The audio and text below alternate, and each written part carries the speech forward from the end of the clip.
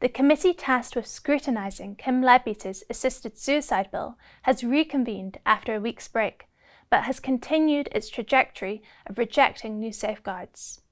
In a few moments, our director Kieran Kelly will give his assessment. But first, the fact is that under this bill, very explicitly through the rejection of these, I think, very plainly written amendments, the fact is that under this bill you can be depressed and suicidal and still be regarded as having capacity to have an assisted death. You can be very marginalised, you can be a prisoner, you can be homeless and still be regarded as eligible. You can have been influenced or you can have been encouraged by others and still be eligible. You can do it because you feel a burden. You don't need to be in any kind of pain. You don't need to be in the tiny proportion of cases that palliative care can't help. And as the Honourable Lady accepted in the last session of the committee, you can seek an assisted death for the sole reason of saving your family money, and you would be granted an assisted death on those grounds.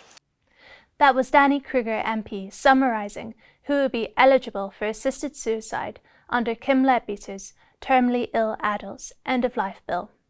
Mr Kruger, who opposes the bill, was later forced to respond to the extraordinary claim from Simon Ofer that less detail is safer than more. The more we write, the more likely it is it will be less safe for patients. So I would keep it very simple.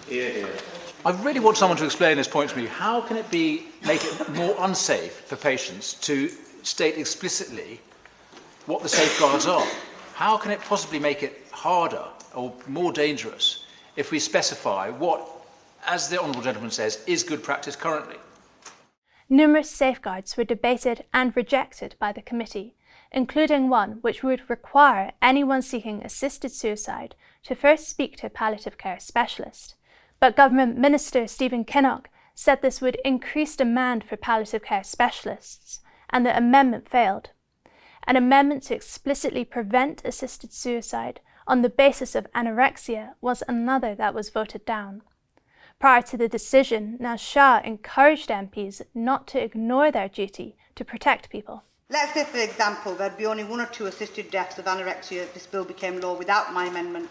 I would hope that every single member of this committee agrees with me when I say that even one such death would be unacceptable. Perhaps someone would say, oh, but we must not make the perfect the enemy of the good. And that has been said throughout this debate, or sentiments have been expressed in reflection of that very sentence. That's a good argument to make when we're trying to persuade our teenagers to finish their homework for school, etc. It doesn't wash for me when we're trying to create a bill with the strongest possible safeguards for vulnerable adults. Kieran, this bill and the way it's been handled is really worrying. Yeah, you're right, Jenny. It's been a remarkable week, even for the low standards that we've already seen for this bill.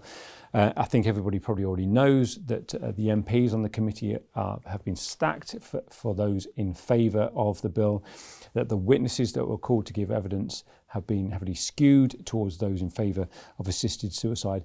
But even knowing all of that, observers have been astonished by what's been happening. So far, every single proposal to introduce even the mildest safeguard has been rejected, pretty much all by a 15-8 vote margin. So exemptions for the homeless, rejected. Protections for those with eating disorders, rejected. Prohibition on encouraging or manipulating someone into assisted suicide, rejected. The requirement that there must be reasonable certainty for the 6-month diagnosis, rejected. A requirement for capacity to include the ability to understand key details, rejected. And as we just saw in one of those clips, the requirement to meet a palliative care consultant, also rejected. And that's just some of them, because there's more as well.